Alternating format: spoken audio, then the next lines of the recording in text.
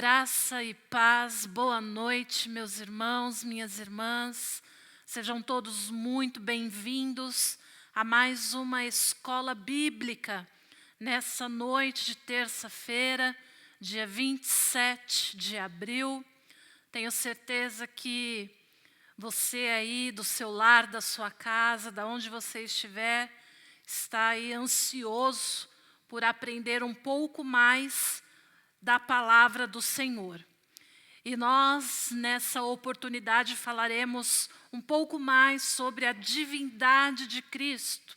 Ou seja, nós estamos aí na 6ª lição da nossa revista, estamos na 2ª parte. Na primeira parte nós falamos ali sobre compreender a divindade de Cristo, compreender que isso é uma doutrina.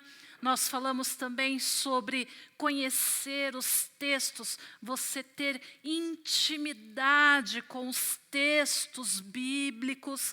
Falamos e lemos bastante na aula passada.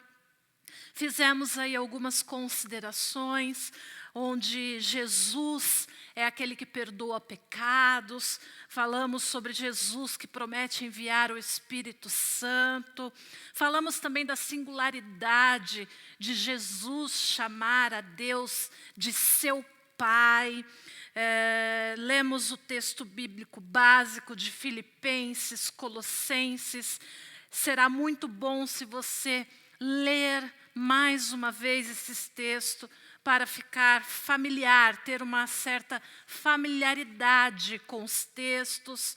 Nós passamos ali pela palavra introdutória, falamos sobre a divindade de Cristo no Antigo Testamento, falamos também sobre a divindade de Cristo no Novo Testamento, no olhar aí, de João, ao olhar de Paulo e também do autor a carta aos Hebreus. E hoje nós vamos decorrer aí alguns pontos tão importantes quanto.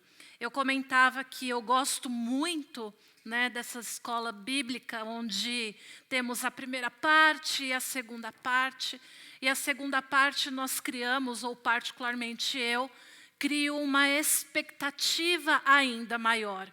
E olha que ao estudar a lição e ler os versículos e tomar ali posse dos versículos bíblicos, a minha expectativa então foi alcançada. E eu espero que nessa noite a sua expectativa seja alcançada, que você seja abençoado, que você seja ministrado e que você aprenda um pouco mais do Senhor nessa oportunidade. E nessa oportunidade eu quero pedir graça do Espírito Santo para nos levar nessa noite ao conhecimento da palavra de Deus. Se você puder e quiser, nesse momento nós vamos falar com o Pai. Senhor amado Deus e querido Pai, em nome do Senhor Jesus, nós precisamos de Ti, nós recorremos ao Senhor, que nesta noite eu e os meus irmãos, as minhas irmãs, a igreja do Senhor, aqueles, meu Deus, que acompanham esta live, este momento de estudo, então que sejam abençoados pelo Senhor e que o Senhor tome a direção de tudo aqui, Senhor, que for realizado, e que tudo aqui for realizado seja para o Teu louvor, para a Tua honra e para a Tua glória. Nessa oportunidade te peço, visita cada um, abençoa, dá-lhe saúde.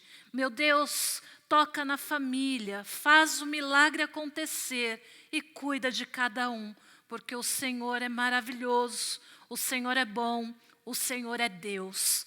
Nós em tudo lhe rendemos graças e o fazemos em nome do Senhor Jesus. Amém, amados?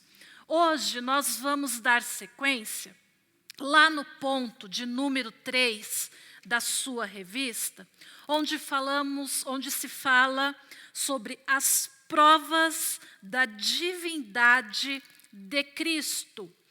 E a lição, a revista diz assim: a Bíblia afirma de maneira categórica que Jesus de Nazaré tornou-se o Filho de Deus encarnado.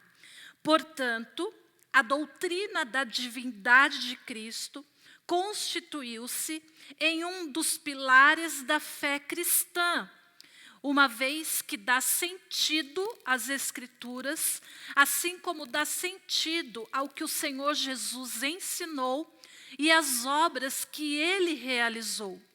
Então, nós vamos ver aí a seguir, na nossa lição, alguns pressupostos que corroboram esta afirmativa. O que Ele ensinou acerca de si mesmo e as obras que Ele realizou. E nós vamos ver a seguir esses pressupostos. Antes disso, eu gostaria de ler com você, primeira carta de João, capítulo 4, no verso 15, que diz assim: se alguém confessa publicamente que Jesus é o Filho de Deus, Deus permanece nele e ele em Deus. Então, mais uma vez aí João, falando sobre essa divindade, sobre o Cristo. E ele diz: se alguém confessa publicamente que Jesus é o Filho de Deus, Deus permanece nele e ele em Deus. E que bom que nessa noite nós temos a convicção de que Deus permanece em nós e nós permanecemos em Deus, porque confessamos publicamente o senhorio do nosso Senhor Jesus Cristo. No 3.1 da sua revista, nós vamos falar sobre as alegações de Jesus. Jesus, ele andou com 12 homens que o seguiram o tempo todo, ou seja, os discípulos. Ele percorria várias cidades. Ele era acompanhado por multidões de pessoas que criam na divindade de Jesus, porque o próprio Jesus o instruía acerca da sua natureza divina. Então, os discípulos, as multidões, por onde Jesus passava, por onde Jesus andava, ele ensinava, ele instruía acerca de sua divindade, da sua natureza divina. E nós vamos ver aí, em alguns textos bíblicos, essas alegações de Jesus, Uma delas é a sua igualdade em relação ao Pai. E eu quero ler com vocês o texto de João 14, versículo 8 e versículo 9, onde nós vamos tomar por base a igualdade de Jesus em relação ao Pai. E o texto diz assim: solicitou-lhe Filipe: Senhor, mostra-nos o Pai, e isso é suficiente para nós. Então Jesus ministrou-lhes: há tanto tempo estou convosco e tu não me tens conhecido, Filipe. Aquele que vê a mim, vê o Pai. Como podes dizer, mostra-nos o Pai? Aqui nesse texto fica claro a igualdade que Jesus se coloca em relação ao Pai. Ele diz: Filipe, há tanto tempo comigo, aquele que vê a mim, vê o Pai. Como podes dizer, mostra-nos o Pai? Então, aqui nesse texto, a igualdade em relação ao Pai, em relação a Deus. Amém, amados?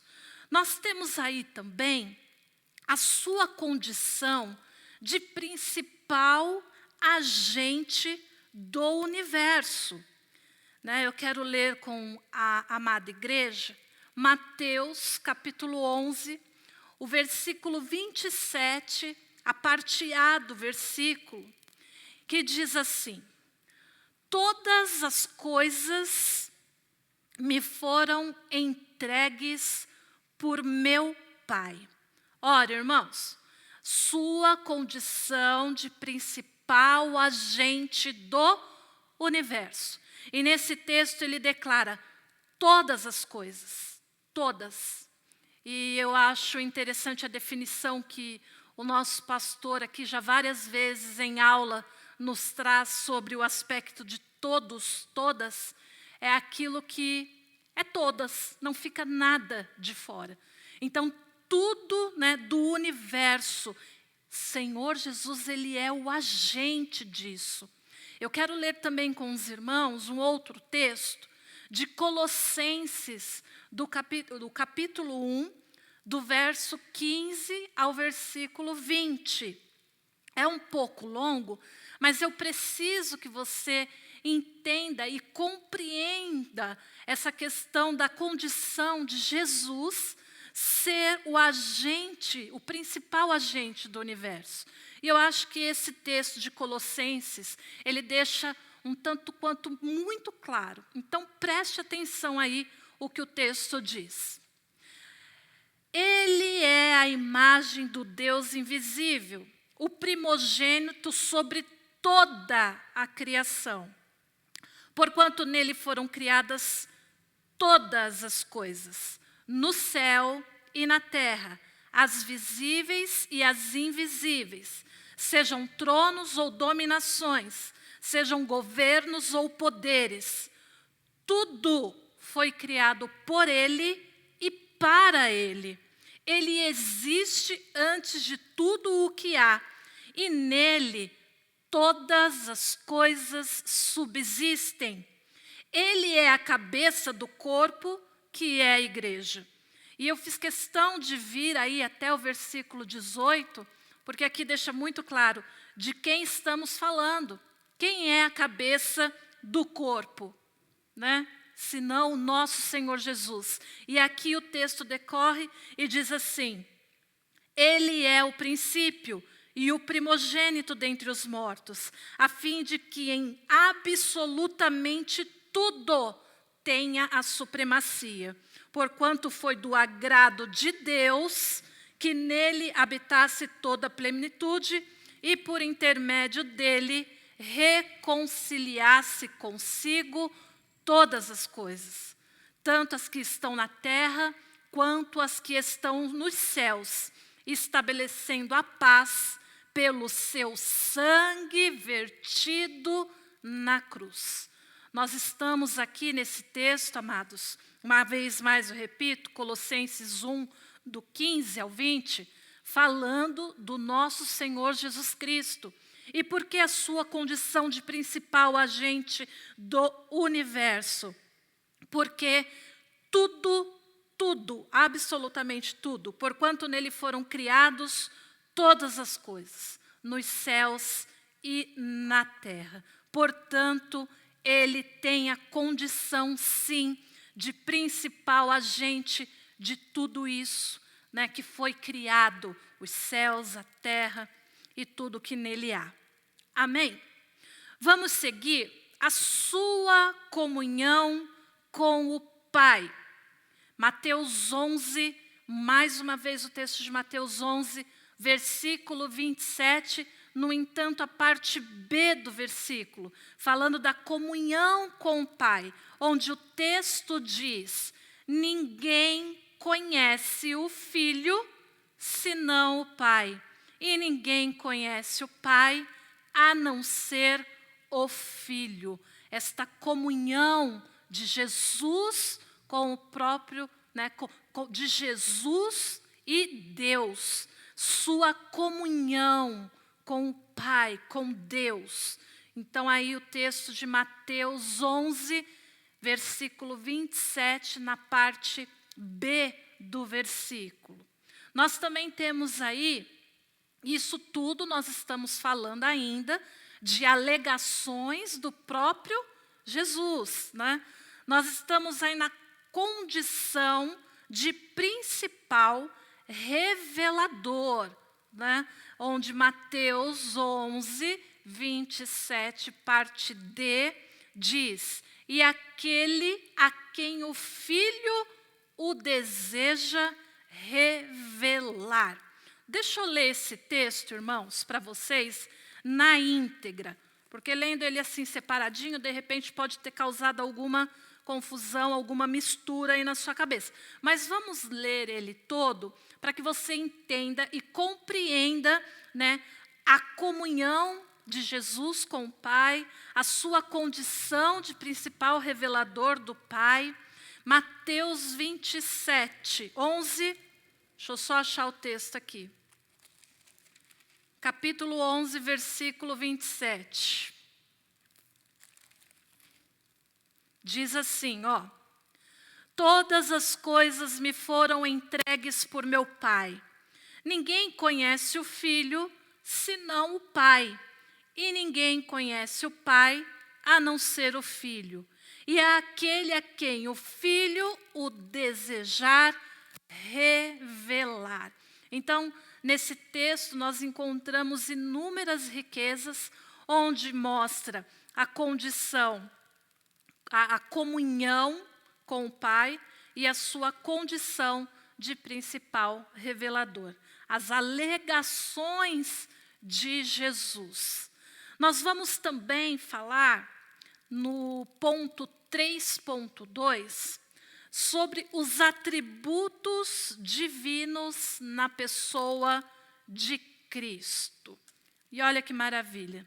Todos os atributos de Deus, manifestados nas Escrituras Sagradas, são na mesma proporção aplicados a Cristo. Por exemplo, a justiça, a santidade, o amor, e nós vamos ver alguns outros também.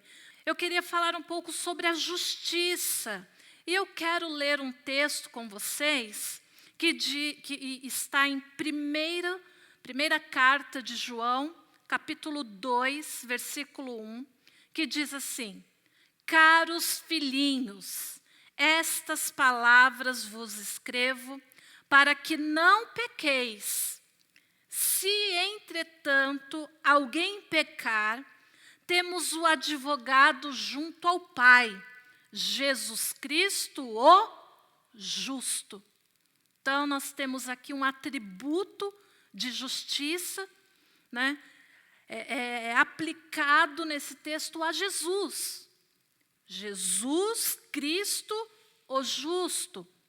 Falamos aqui sobre santidade.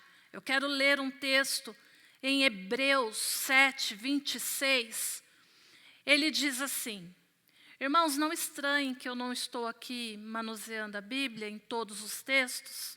Eu, na verdade, passei o dia preparando a aula e está tudo aqui, porque se eu for procurar os textos, né, a gente vai gastar muito tempo, e o nosso tempo em lives é ouro. Então, está tudo aqui direitinho anotado. Se você quiser, você também vai anotando aí no seu caderno. Santidade, o texto de Hebreus 7, 26 diz assim: certamente estávamos necessitados de um sacerdote como este, santo, inculpável, puro, apartado dos pecadores, exaltado acima dos céus. Que maravilha de texto! Nós estávamos certamente necessitados deste que é santo, que é inculpável, que é puro, que é apartado dos pecadores e exaltado acima dos céus, que é Jesus Cristo. Falando de amor, né? Primeira carta de João 3,16, a gente tem aí João 3,16, que também fala de amor. Mas nessa oportunidade eu quero ler a primeira carta de João 3,16, que diz: nisto conhecemos todo o significado do amor. Cristo deu a sua vida por nós e devemos dar a nossa vida por nossos irmãos. Que maravilha, irmãos! Cristo deu a vida dele por cada um de nós. E isso aqui, este daqui, é um atributo comunicável. Nós vemos aí na parte B, né, do versículo, que diz: e devemos dar a nossa vida por nossos irmãos. Veja que coisa maravilhosa que nós podemos também ter esse atributo divino. E o nosso Senhor Jesus Cristo, Ele foi o mestre, Ele foi o nosso maior professor, Ele é o exemplo, Ele é aquele a qual nós devemos nos espelhar e refletir o amor que Ele veio ao mundo e demonstrou por cada um de nós. Amém, queridos? Então, nós falamos aí de justiça, santidade, amor, alguns textos para nos basear nisso. E agora, partindo aí para a sua revista, eu não sei se você leu os textos, enfim, nós vamos ler aqui no decorrer da aula, que fala sobre a eternidade, a imutabilidade, a onipotência, a onisciência e a onipresença. Atributos aí do Senhor também, né? Do Senhor, os atributos de Jesus. Eternidade. João 8:24 diz assim: por isso eu vos afirmei que morrereis em vossos pecados. Se vós não crerdes que eu sou, certamente morrereis em vossos pecados. Esse termo, amados, eu sou, deriva-se do tetagrama, né? O tetagrama com as letras Y, H, W, H, que na tentativa de uma pronúncia, então, nós falamos Iavé, o nome de Deus, eu sou, né? A eternidade, onde João 8:24, ele afirma: se vós não crerdes que eu sou, certamente morrereis em vossos pecados. Vamos falar sobre imutabilidade, ou seja, amados, a criação, ela sofre efeitos do tempo. No entanto, Deus, homem, Ele segue o mesmo sem mudanças. Jesus, Deus, Ele é imutável. Jesus Cristo é o mesmo ontem, hoje e eternamente. Jesus, Deus, não muda. Nós mudamos, né? Eu mudo, você muda. Com o tempo, né? Os efeitos do tempo, mas Deus não muda. Deus, Ele permanece o mesmo.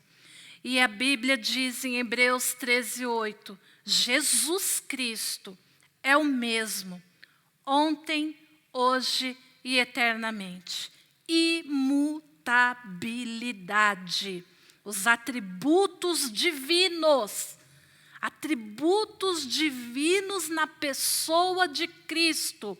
Ele é eterno. Ele é o mesmo ontem, hoje e o será eternamente. Ele não muda. Nós vamos falar sobre a onipotência.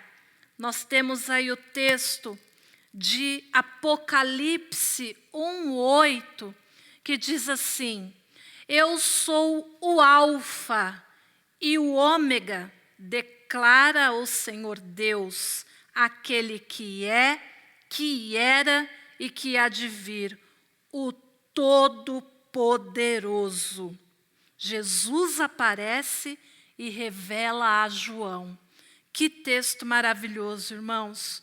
Nós temos também o texto que eu gostaria de fazer menção, de Mateus 28:18, que diz assim: então Jesus, aproximando-lhe deles, lhe assegurou: toda a autoridade me foi dada nos céus e na terra. Onipotência, todo o poder foi dado a Jesus Cristo. Todo o poder, todo-poderoso, Nós temos aí dois textos básicos, base para nos apropriarmos dessa verdade. A onipotência, todo o poder de Jesus.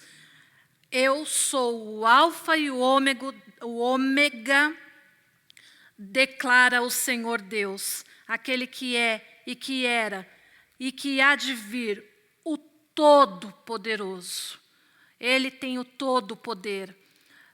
Nós sabemos que existem pessoas poderosas. Então, nas suas atividades, né, você sempre tem um poder. Você sempre tem ali um domínio. Mas é um ou outro, não é todo. Até mesmo Satanás, ele tem poder, sim. Ele é poderoso, é verdade. Mas o Senhor Jesus, o nosso Deus, então ele tem todo o poder. Ele é onipotente. Ele também é onisciente, ou seja, ele sabe de todas as coisas. E olha que interessante esse texto, amados. Mateus 26, 34, diz assim: replicou-lhe Jesus. Então, quem que replicou? Replicou Jesus. Com certeza te asseguro que, ainda nesta noite, antes mesmo que o galo cante, 3 vezes tu me negarás. E aqui o clássico, né, onde Jesus ele fala com Pedro e ele diz: olha, antes que o galo cante, tu me negarás por 3 vezes.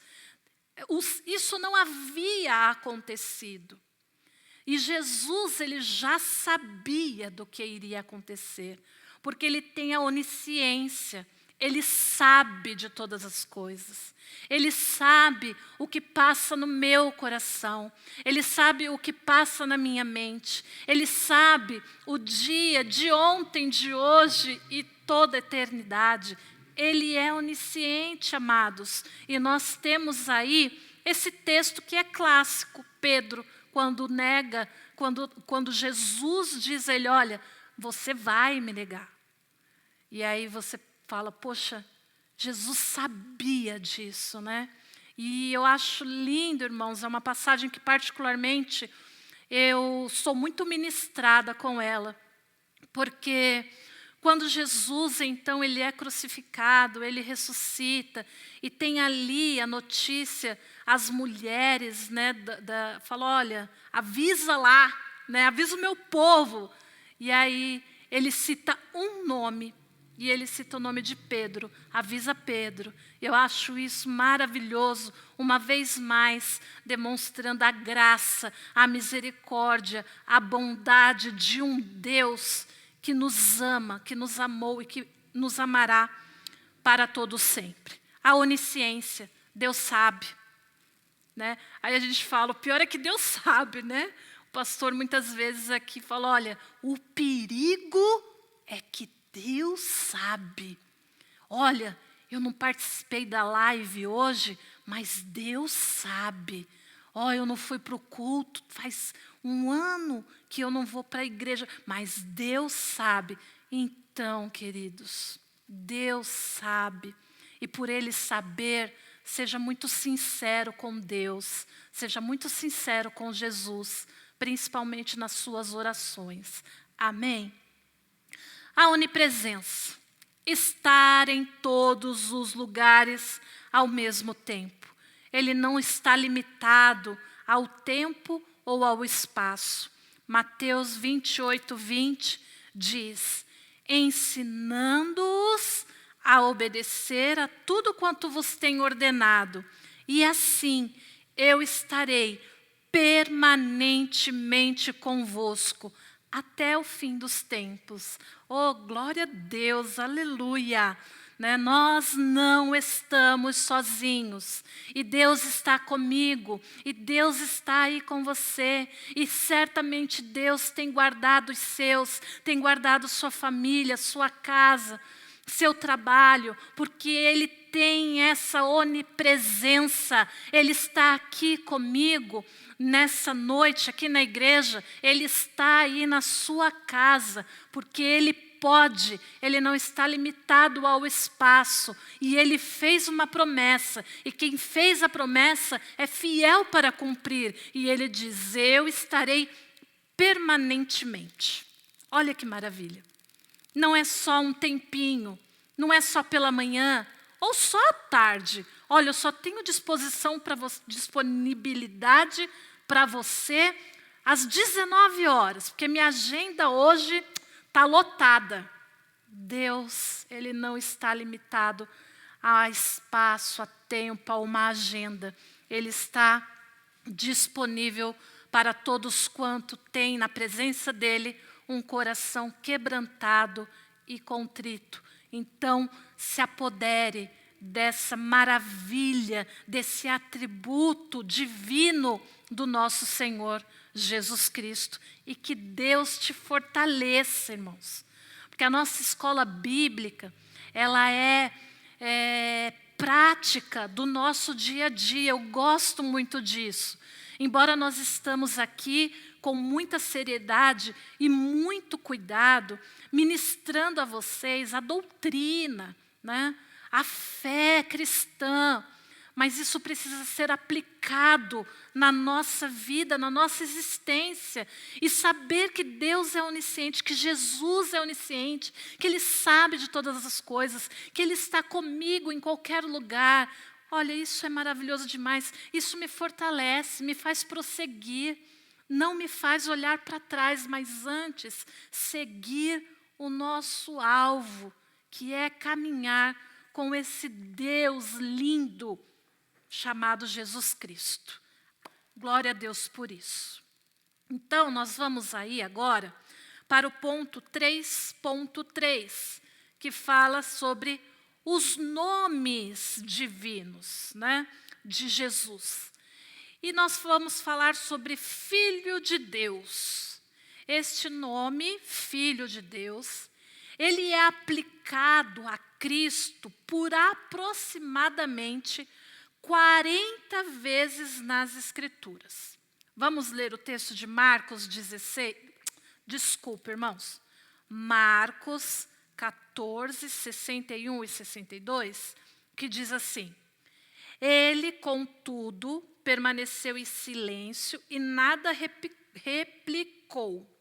Mas o sumo sacerdote voltou a indagá-lo: És tu o Messias, o Filho de Deus bendito?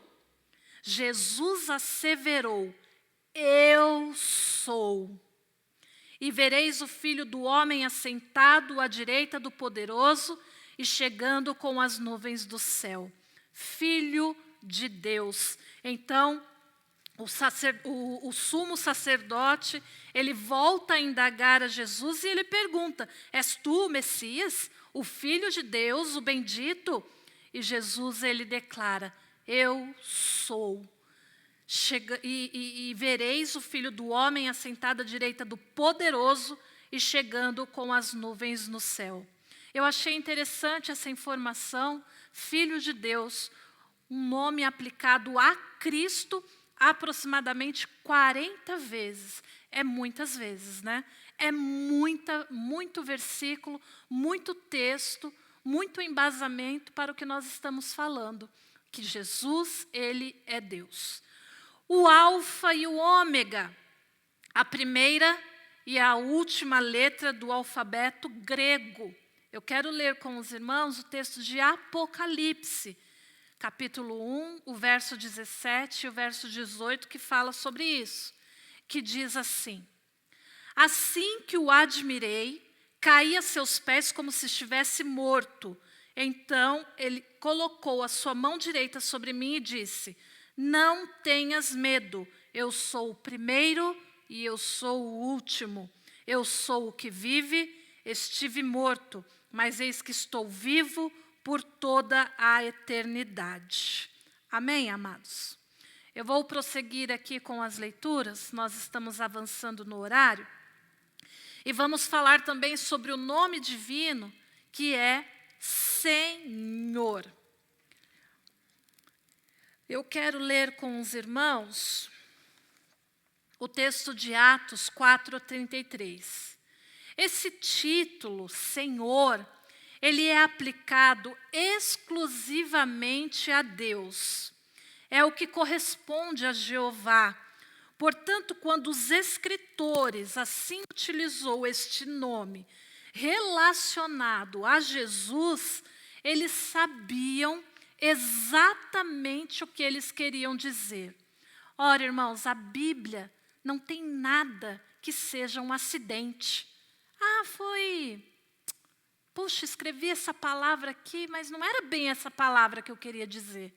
Não, amados, quando os escritores se referem a Jesus como Senhor, eles sabiam exatamente do que eles estavam tratando. Em Atos 4:33 diz assim: com grande poder, os apóstolos continuavam a pregar, testemunhando da ressurreição do Senhor, e maravilhosa graça estava sobre todos eles. Amém? Testemunhando da ressurreição de quem? Do Senhor Jesus. Esse título, né, que os escritores sabiam bem que corresponde a Jeová, e eles sabiam bem que isso se referia ao nome de Deus. Senhor de todos e Senhor da glória. Este nome aponta para a excelência suprema de Cristo e a autoridade divina. E eu quero ler 2 textos com você nessa oportunidade, porque um vai falar o Senhor de todos e o outro vai falar o Senhor da glória. E diz assim, Atos 10:36. Esta é a palavra que Deus mandou aos filhos de Israel, anunciando-lhes o evangelho da paz, por intermédio de Jesus Cristo. Este, portanto, é o Senhor de todos. E eu e você estamos dentro desse todos. Amém? O Senhor Jesus Cristo, que é Senhor de todos. Falamos sobre o Senhor da glória em 1ª carta aos Coríntios, capítulo 2, verso 8, que diz: nenhum dos governantes desta era compreendeu essa sabedoria, pois se a tivessem entendido, não teriam crucificado o Senhor da glória. Que maravilha! Os nomes aí, né, divinos de Jesus, Filho de Deus, o Alfa e o Ômega, Senhor, Senhor de todos e Senhor da glória. Que você se aproprie aí, tem muito material, você pode ler os seus outros versículos que estão na revista e ser abençoado com tudo isso. E trazer essa verdade para a sua vida e viver isso com plena alegria, certeza e convicção, assim como nós falávamos na aula passada, a convicção de Paulo, a certeza do Deus a quem ele servia. Vamos então para o ponto 3.4, as obras de Cristo. E nós vamos falar aí, a deidade de Cristo, ela pode ser vista nas obras realizadas por Ele. Então, nós falamos aí sobre essa palavra, né, deidade, que nada mais é do que divindade. A divindade de Cristo pode ser vista nas obras realizadas por Ele. A saber, que obras, né? O Criador de todas as coisas. Hebreus capítulo 1, verso 10 diz: e acrescenta, tu, Senhor, no princípio estabelecestes os fundamentos da terra, e os céus são obras das tuas mãos. Colossenses 1,16 diz assim: porquanto nele foram criadas todas as coisas, nos céus e na terra, as visíveis, as invisíveis, sejam tronos ou dominações, sejam governos ou poderes. Tudo foi criado por ele e para ele. Nós até já nos apropriamos desse texto, já falamos nele hoje, nessa aula, e aqui traz essa convicção do Criador, as obras de Cristo, a divindade, né, através das obras realizadas por Ele. E uma das obras realizadas por Ele é a criação de todas as coisas. Vamos falar também sobre o preservador de toda a criação, ou seja, eu gosto muito dessa sequência, porque Ele é o Criador e Ele é o preservador. Ele não é um Deus que criou e deixou a sua criação à mercê do mundo, mas antes Ele criou e agora também Ele preserva. O texto de Colossenses 1,17 diz: Ele existe antes de tudo o que há, e nele todas as coisas subsistem. E nele todas as coisas subsistem, porque Ele preserva. Eu quero trazer essa palavra ao meu coração e ao seu coração. Essa obra que Jesus faz na vida das pessoas. Ele me chamou, Ele me preservou e Ele tem me preservado até os dias de hoje. E se você olhar para a sua história, você também vai ver o cuidado de Deus, o amor de Jesus, os livramentos que Ele já fez para com a sua vida. Tudo porque todas as coisas nele subsistem. Aleluia. Ele também é, as obras de Cristo, o perdoador de pecados.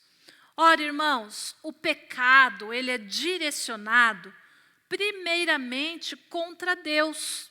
Logo, somente Deus, somente Ele tem poder para retirar, para apagar, para perdoar. E olha que maravilha o texto de Colossenses 3,13, que diz: zelai uns pelos outros e perdoai-vos mutuamente.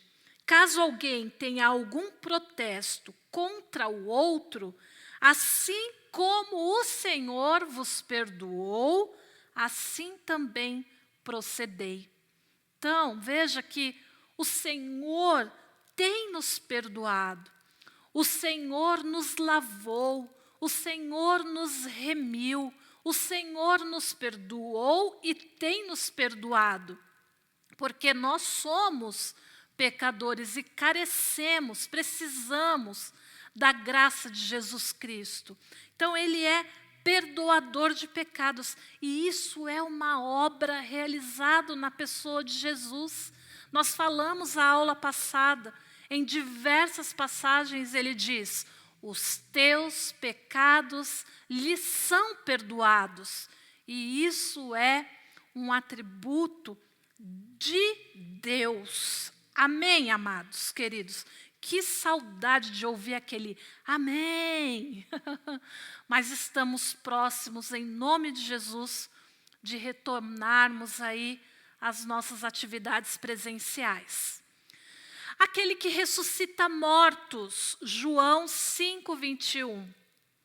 Pois assim como o Pai ressuscita os mortos e os faz viver, assim também o Filho dá vida a quem Ele desejar.